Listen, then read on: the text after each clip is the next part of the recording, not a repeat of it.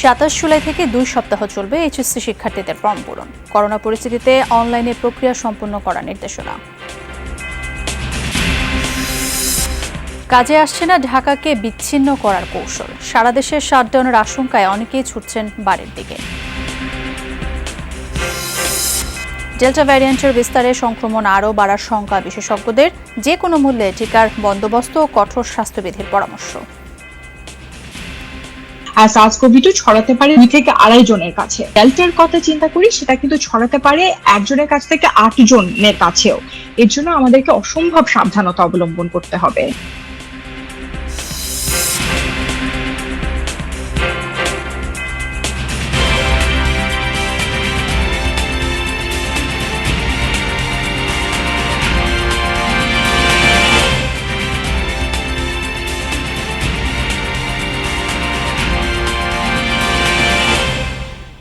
আমন্ত্রণ যমুনা নিউজ, আপনাদের সাথে আছি আমি শাহেল ইসলাম। এতক্ষণ শিরোনাম দেখছিলেন, এবার চলে যাচ্ছি পুরো খবরে।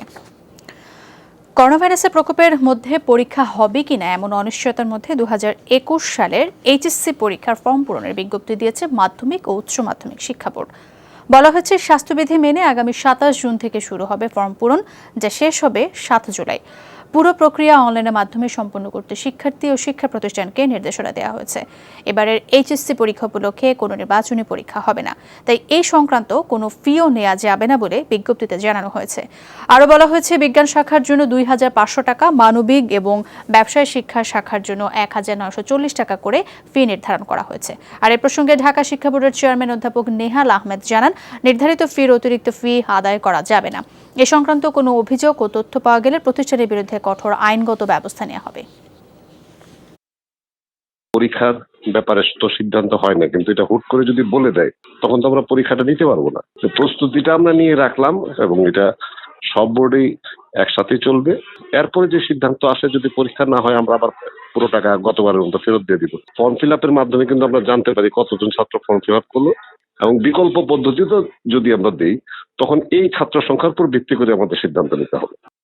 ঠেকানো যাচ্ছে না রাজনীতিতে মানুষের প্রবেশ ও বাহির। আমিন বাজার থেকে আমাদের সাথে এই মুহূর্তে যোগ দিচ্ছেন সহকর্মী নাজমুল হোসেন। সরাসরি চলে যেতে চাই তার কাছে। নাজমুল, ছুটির দিনে ঢাকায় প্রবেশ ও ঢাকা থেকে বের হওয়া মানুষের সংখ্যা আসলে কেমন দেখতে পাচ্ছেন, পরিস্থিতি কেমন সেখানকার, সে বিষয়গুলো একটু জানাবেন। যেহেতু সাপ্তাহিক ছুটির দিন, সে কারণে কিন্তু খুব একটা প্রচণ্ড চাপ নেই, কিন্তু যানবাহনে যে বিশৃঙ্খলা সেটা কিন্তু রয়েছে। আমি যে পয়েন্টে দাঁড়িয়ে আছি আমি আপনাকে দেখাতে চাই, গাড়িগুলো এখানে ঘুরছে। এই বাসগুলো কিন্তু বিভিন্ন রুট থেকে, সাভার থেকে, নবীনগর থেকে, গাজীপুর থেকে, অন্যান্য টাঙ্গাইল থেকে এসেছে। এই বাসগুলো এখানেই ঘুরিয়ে দেওয়া হচ্ছে, মানে ঢাকার জেলা পুলিশের এখানে কিন্তু সীমানা। এরপরে এই যে সামনে ওভারব্রিজটা রয়েছে, এই ওভারব্রিজের পরেই কিন্তু মেট্রোপলিটন পুলিশের কার্যক্রম। সুতরাং এই জায়গা থেকে যেহেতু গাড়িগুলোকে ঘুরিয়ে দেওয়া হচ্ছে, এখানে যানজট তৈরি হচ্ছে এবং এই গাড়িগুলো কিভাবে সারিবদ্ধভাবে তারা আছে এবং এই পরিবহন শ্রমিক যারা আছেন তারা কিন্তু তাদের মতো করে এই সড়কে, আপনি যদি সাভার থেকে যদি ঢাকা আসতে চান আপনাকে উল্টো পথে আসতে হবে। প্রচণ্ড পরিমাণে যানজটের, আপনাকে এই ছুটির দিন আপনাকে যানজটে বসে থাকতে হবে, কারণ এই বাসগুলো তাদের ক্ষোভ, এই লকডাউনের কারণে তারা ক্ষতিগ্রস্ত হচ্ছে, যে কারণে তারা অনেক বেশি যানজট তারা তৈরি করছেন এবং এই যানজটের ফলে কিন্তু যারা মানুষ তারা কিন্তু ভোগান্তি পোহাচ্ছে। যারা গাবতলী থেকে সাভার কিংবা নবীনগর কিংবা বিভিন্ন রুটে যাবেন তাদেরকে অন্তত 3 থেকে 4 কিলোমিটার হাঁটতে হচ্ছে। এই প্রচণ্ড রোদের মধ্যে তাদেরকে হাঁটতে হচ্ছে, এই ভোগান্তি মাথায় নিয়েই তাদেরকে চলতে হচ্ছে। যে যার মতো পারছে। ধন্যবাদ আপনাকে। ছুটির দিনে ঢাকায় আসার সংখ্যা কিছুটা কম থাকলেও বাড়ি যাওয়া মানুষের সংখ্যা বেশি।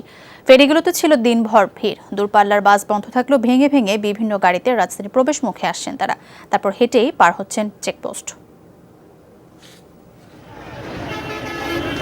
লকডাউনের মধ্যেও ঢাকামুখী এবং ঢাকা ছেড়ে যাওয়া মানুষের স্রোত। ছুটির দিনে শিমুলিয়া, বাংলাবাজার ফেরিঘাটে দক্ষিণাঞ্চলগামী বিপুল সংখ্যক যাত্রীর ভিড়। দূরপাল্লার বাস বন্ধ থাকলেও ভেঙে ভেঙে ঘাটে পৌঁছাচ্ছেন তারা। লঞ্চ ও স্পিড বোট বন্ধ থাকায় ফেরিতে পদ্মা পাড়ি দিচ্ছেন। আসতে খুব কষ্ট হচ্ছে, যানবাহন পাওয়া যাচ্ছে না। কেউ মোটরসাইকেলে, কেউ রিক্সায়, কেউ ভ্যানে এইভাবে আসতেছে। বাধ্যতামূলক চাকরি করি দেখা এখন আমি যদি না যাই তাহলে আমার বলছে মালিকে বলতে জব ছাড়ে দিতে হবে। রাজধানীমুখী মানুষের চাপও কম নয়।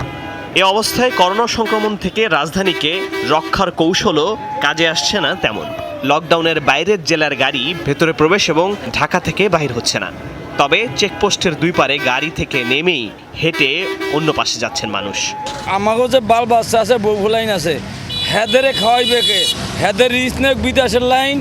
বর্তমান প্রধানমন্ত্রী আমরা গর্তন 10 বছরও বাইরামু না। রান্না বান্না করা খুব সমস্যা হচ্ছে, এই জন্য ওনার বাসায় চলে যাচ্ছে। যে বাইরেছি দেখি যদি দিয়ে এবার পারি, আবার আইজি আমি ফিরুম, আর যদি না যাইবার পারি তাহলে রিটার্ন ঘুরে। ঢাকা থেকে বের হতে কিংবা প্রবেশে গাড়ি ঘুরিয়ে দেয়ায় আমিনবাজারে তৈরি হয় যানজট। এতে ক্ষোভ প্রকাশ করেন সাধারণ মানুষ। লকডাউনের গ্রহণযোগ্যতা নিয়ে প্রশ্ন তোলেন তারা। গাড়ি বন্ধ, গাড়ির ভিতরে খালি করোনা, আর কোথাও করোনা নাই। লোকের ভিতরে করোনা নাই, এই লোকগুলো আরো গায়ে গায়ে গাদাগাদি করিয়া যাইতেছে। গাড়ি বন্ধ না করে মানুষই বন্ধ করে দেয়। দূরের পথে যেতে বেশি ভাড়া দিয়ে প্রাইভেট কার, মাইক্রোবাস ভাড়া করে যাচ্ছেন অনেকেই। ভাড়া অনেক বেশি, ডাবলের চেয়ে ডাবল। 500 টাকার ভাড়া 1500 টাকা। পুরো লকডাউনের মতোই লকডাউন হওয়া উচিত, আদারওয়াইজ এটা লকডাউন তো না। আপনি লকডাউনের কথা বলে ওখানে বসে বসে অর্ডার দিবেন আর এইভাবে মানুষকে এইভাবে মানে কষ্ট দিবেন, এটা তো হতে পারে না। যত শত শত লোককে আমরা জিজ্ঞেস করার মতো না। যদি যাদের মাস্ক নেই এদেরকে আমরা মাস্ক পরানোর চেষ্টা করতেছি, আর দু একজনকে জিজ্ঞাসাবাদ করা হচ্ছে যে আপনি কই যাচ্ছেন, বলতেছে সারা বলতে করেই, আর কিছু করা নেই। ওইজনের খাতের বা মানুষের খাতের। এভাবে নানা অজুহাতে চলাচল অব্যাহত থাকলে করোনা সংক্রমণ কোনোভাবেই ঠেকানো সম্ভব হবে না বলে বলছেন প্রশাসন সংশ্লিষ্টরা। ইব্রাহিম খলিল, যমুনা নিউজ, ঢাকা। দেশে করোনা সংক্রমণ আরও বাড়বে বলে আশঙ্কা করছেন বিশেষজ্ঞরা। ভারতীয় ডেল্টা ভ্যারিয়েন্টের সক্রিয়তা আর স্বাস্থ্যবিধি উপেক্ষার মাসুল এবার গুনতে হতে পারে বলে ধারণা তাদের। একই সাথে সারা দেশে সংক্রমণ ছড়িয়ে পড়ায় চিকিৎসা ব্যবস্থাও সামাল দেওয়া কঠিন হবে বলে মনে করেন তারা। তাই যে কোনো মূল্যে টিকা নিশ্চিত করা ও স্বাস্থ্যবিধি কঠোরভাবে মানাতে সর্বোচ্চ উদ্যোগ নেওয়ার পরামর্শ তাদের। মাহফুজ মিশুর রিপোর্ট। দ্রুত গতিতে বাড়ছে করোনার সংক্রমণ। এক সময় যা ছিল কেবল ঢাকা, চট্টগ্রাম সহ কয়েকটি জেলায়, তা এখন পৌঁছে গেছে টেকনাফ থেকে তেঁতুলিয়া, দেশের প্রায় প্রতিটি প্রান্তে। এক সপ্তাহ আগেও দৈনিক আক্রান্ত ছিল 3000-এর মতো, এক লাফে তা এখন 6000-এর উপরে। জিনোম সিকোয়েন্সিং করে বিজ্ঞানীরা বলছেন ঢাকা সহ সারা দেশেই ডেল্টা ভ্যারিয়েন্টের উপস্থিতি, যা সংক্রমণের গতিকে ত্বরান্বিত করছে বহুগুণ। ফলাফল বাড়ছে মৃতের সংখ্যাও, দৈনিক তা পৌঁছে গেছে 80-র ঘরে। এটা যে বাড়বে সেটা আমরা একটা ধারণা করেছিলাম, এবং সেই প্রজেকশন অনুযায়ী জুলাইয়ের মাঝামাঝি পর্যন্ত এই বেড়ে যাওয়ার, এই উল্লম্ফনের সম্ভাবনাটা কিন্তু আছে। আমরা প্রথমে বলতাম একজনের কাছ থেকে SARS-CoV-2 ছড়াতে পারে 2 থেকে 2.5 জনের কাছে, কিন্তু এখন যদি আমরা ডেল্টার কথা চিন্তা করি, সেটা কিন্তু ছড়াতে পারে একজনের কাছ থেকে 8 জনের কাছেও। এর জন্য আমাদেরকে অসম্ভব সাবধানতা অবলম্বন করতে হবে। সেই সাথে সাধারণ মানুষের একটা বড় অংশের উদাসীনতা পরিস্থিতিকে আরো ভয়াবহ করে তুলতে পারে বলে আশঙ্কা তাদের। এরই মধ্যে সংক্রমণ ঠেকাতে সারা দেশে শাটডাউনের কথা চিন্তা করছে সরকার। মানুষকে ঘরে থাকার পর্যাপ্ত সমর্থন না দিলে সেটিও কার্যকর হবে কিনা সে প্রশ্ন তুলছেন বিশেষজ্ঞরা। পাশাপাশি প্রাপ্তবয়স্ক 12.5 কোটি মানুষের জন্য টিকা নিশ্চিত না করতে পারলে বিপদ আরও বাড়ার আশঙ্কা তো থাকছেই। ভ্যাকসিন ছাড়া আসলে কোনো গতি নেই। সাপ্লাই এবং ডিমান্ড দুটো সাইডকে অ্যাড্রেস করে ভ্যাকসিনেশন করতে হবে, যেন আমরা অতি অল্প সময়ের মধ্যে 70 থেকে 80% মানুষকে ভ্যাকসিনের আওতার মধ্যে নিয়ে আসতে পারি। গত বছর এই সময়ের তুলনায় এখনকার পরিস্থিতিটা কিন্তু আমার কাছে মনে হচ্ছে আরো ভয়ঙ্কর, কিন্তু ওই তুলনায় মানুষের মধ্যে স্বাস্থ্যবিধি মেনে চলার প্রবণতাটা একটু কম। এখন এটাকে যদি আমরা পরিবর্তন আনতে চাই স্বাস্থ্যবিধি মেনে চলার মধ্যে, তাহলে আমার মনে হয় আমাদের একদম কমিউনিটির মধ্যে গিয়ে কাজ করতে হবে। লকডাউন বা শাটডাউন যাই হোক না কেন, প্রশাসন ও পুলিশের পাশাপাশি করোনা মোকাবেলায় জনপ্রতিনিধি, শিক্ষক ও ধর্মীয় নেতা সহ সবাইকে কাজে লাগানোর তাগিদ জনস্বাস্থ্যবিদদের। মাহফুজ মিশু, যমুনা নিউজ, ঢাকা। রাজধানীতে আবারও প্রকট হচ্ছে আইসিইউ সংকট। আইসিইউ পেতে এক হাসপাতাল থেকে আরেক হাসপাতালে ছুটছেন করোনা রোগীরা। কারণ বেশিরভাগ হাসপাতালে সাধারণ বেড খালি থাকলেও ফাঁকা নেই আইসিইউ। আর সব মিলিয়ে হঠাৎ করে করোনা রোগীর চাপ বাড়ছে রাজধানীর হাসপাতালগুলোতে। বেশিরভাগ রোগীই আসছেন ঢাকার বাইরে থেকে। 10 দিন আগে রাজধানীর কর্মীটোলা জেনারেল হাসপাতালে চিকিৎসাধীন করোনা রোগী ছিল 100-রও কম। শুক্রবার দেখা যায় 300 সিটের মধ্যে ফাঁকা আছে মাত্র 7টি। রাজধানীর প্রতিটি কোভিড হাসপাতালের চিত্রই একই রকম। সম্প্রতি করোনা সংক্রমণের হার বেড়ে যাওয়ায় বিভিন্ন প্রান্ত থেকে রোগী আসছে, ফলে চাপ বাড়ছে রাজধানীর হাসপাতালগুলোতে। আমার ভাই জ্বর হয়েছে, জ্বরের পরে শ্বাসকষ্টের পরে আমরা ওখান থেকে হাসপাতালে নিয়ে আসছি। আমরা নোয়াখালী মসজিদ থেকে নিয়ে আসছি, ওনারা বলছে যে ঢাকা নিয়ে যাইতে। কুষ্টিয়া সদর হাসপাতালে ওখানে টেস্ট করাই, টেস্টে যখন পজিটিভ আসার সাথে সাথে আমরা দেরি না করে কুর্মিটোলা জেনারেল হাসপাতালে আমার ওয়াইফকে নিয়ে এসে ভর্তি করি। সাধারণ বেড ফাঁকা থাকলেও খালি নেই আইসিইউ, তাই শ্বাসকষ্ট নিয়ে এক হাসপাতাল থেকে আরেক হাসপাতালে ছুটতে দেখা গেছে রোগীর স্বজনদের। এখান থেকে নিয়ে যাচ্ছি, ওনারা বলতেছে ওনার নাকি অক্সিজেন মাত্রা কম, যে কোনো মুহূর্তে আইসিইউ লাগতে পারে। তো এই জায়গায় আইসিইউ বেড খালি নেই, এই জন্য আমাদেরকে ডিএনসিসি হসপিটাল পাঠাচ্ছে। চিকিৎসা সংশ্লিষ্টরা মনে করেন, আশপাশের জেলা ও দেশের বিভিন্ন প্রান্তে লকডাউন থাকায় অনেক করোনা রোগী রাজধানীর হাসপাতালে চিকিৎসা নেওয়ার সুযোগ পাচ্ছে না। দেশজুড়ে বাড়ছে করোনা সংক্রমণ, নতুন আতঙ্ক ডেল্টা ভেরিয়েন্ট। এর মধ্যে ঢাকার আশপাশের 7 জেলায় চলছে লকডাউন, রাজধানীকে শাটডাউন করার প্রস্তুতি নিচ্ছে সরকার।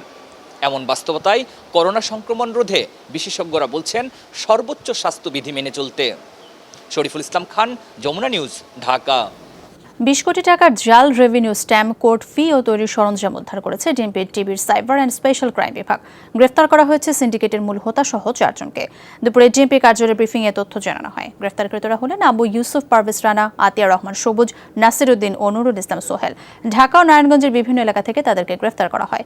এসব জাল স্ট্যাম্প ও কোর্ট ফি দেশের বিভিন্ন স্থানে সরবরাহ করত প্রতারকরা। যাত্রাবাড়িতে তাদের জাল রেভিনিউ স্ট্যাম্প ও কোর্ট ফি তৈরির গোপন ছাপাখানা সিলগালা করা হয়েছে বলে জানায় পুলিশ। আর এই ঘটনায় মতিঝিল থানায় একটি মামলা হয়েছে।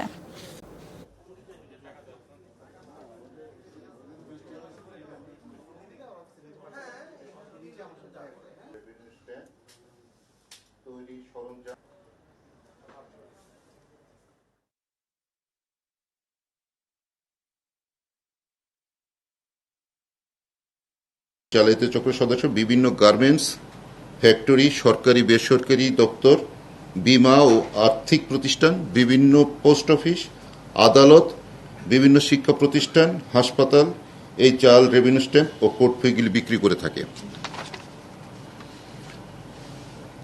এই বিক্রয়ের ফলে যেটি হচ্ছে, সরকার কোটি কোটি টাকা রাজস্ব হারাচ্ছে। চট্টগ্রামে অভিনব কায়দায় ছিনতাই করা 4 সদস্যের একটি চক্রকে গ্রেফতার করেছে পুলিশ। চলন্ত সিএনজি অটোরিকশার পর্দা কেটে এক নারী যাত্রীর টাকা ভর্তি ব্যাগ ছিনতাই করে চক্রটি। 1 মাসেরও বেশি সময় ধরে নজরদারি চালানোর পর চক্রটি মূল হোতা আকাশ ও তার স্ত্রী তানিয়া বেগম সহ 4 জনকে গ্রেফতার করা হয়। এই সময় তাদের কাছ থেকে ছিনতাইয়ের 8টি ডায়মন্ড সহ নগদ টাকা ও 11টি মোবাইল সেট উদ্ধার করা হয়। চক্রটি এ পর্যন্ত 3 শতাধিক ছিনতাই করেছে বলে জানায় পুলিশ। দীর্ঘদিন অনেক কষ্ট করে অনেকগুলো বিচ্ছিন্ন তথ্যকে একত্রিত করে অবশেষে এই ছিনতাইকারীকে শনাক্ত করা সম্ভব হয় এবং তাকে গ্রেপ্তার করা হয়। দেশ থেকে জঙ্গি পুরোপুরি নির্মূল হয়নি, তবে উগ্রবাদীদের তৎপরতা নিয়ন্ত্রণে রয়েছে, কথা বলেছেন স্বরাষ্ট্রমন্ত্রী আসাদুজ্জামান খান। ধানমন্ডির বাসভবনে আওয়ামী লীগের মহানগর শাখার এক বর্ধিত সভায় তিনি এসব কথা বলেন। গুলশানের হলি আর্টিজানের মতো জঙ্গি হামলা আর হতে দেওয়া হবে না বলেও জানান স্বরাষ্ট্রমন্ত্রী। সাংবাদিকদের প্রশ্নের জবাবে মন্ত্রী আরও বলেন, যারা হামলা করেছিল তাদেরকে বাইরে থেকে কেউই প্রশিক্ষণ দেয়নি, হোম গ্রাউন্ডে প্রশিক্ষণ নিয়েছে। বলেন, জঙ্গিবাদ নির্মূলের প্রধানমন্ত্রীর অঙ্গীকার প্রতিপালনে কাজ করছে সরকার। এখনও এই হোমগ্রাউন্ড জঙ্গিরা মাঝে মাঝে 2-1টি ঘটনা ঘটাবার চেষ্টা করে, কিন্তু আমাদের ইন্টেলিজেন্সের দক্ষতায়, আমাদের নিরাপত্তা বাহিনীর দক্ষতায় সেগুলো সফল হচ্ছে না। আমাদের নিরাপত্তা বাহিনী এখনও প্রস্তুত আছে, আমাদের গোয়েন্দা সংস্থারা কাজ করছে যাতে এই সমস্ত জঙ্গি সন্ত্রাস দমনের জন্য। অটোরিকশা বন্ধের সিদ্ধান্ত বাতিলের দাবিতে বিক্ষোভ করেছে চালক ও শ্রমিকরা। দুপুরে রাজধানীর বাড্ডা সড়ক অবরোধ করে বিক্ষোভ করার শতাধিক চালক শ্রমিক। এ সময় প্রায় 30 মিনিট বাড্ডা থেকে রামপুরামুখী সড়কে যান চলাচল বন্ধ থাকে। সাময়িক ভোগান্তিতে পড়ে বাসসহ কয়েকশো যানবাহন। পরে তারা সড়কের পাশে দাঁড়িয়ে বিক্ষোভ করে। অটোরিকশা চালকদের দাবি, সরকার অটোরিকশা বন্ধের যে সিদ্ধান্ত নিয়েছে তাতে হাজার হাজার চালক ও শ্রমিকের জীবন জীবিকা হুমকির মুখে পড়বে। তাদের দাবি, অবিলম্বে সিদ্ধান্ত বাতিল করার দাবিও জানান তারা। কোপা আমেরিকার খবর, চিলিকে 2-0 গোলে হারিয়েছে প্যারাগুয়ে। আর দিনের প্রথম ম্যাচে বলিভিয়াকে হারিয়ে কোয়ার্টার ফাইনালে নিশ্চিত করেছে উরুগুয়ে। দর্শক, এই ছিল যমুনা নিউজ।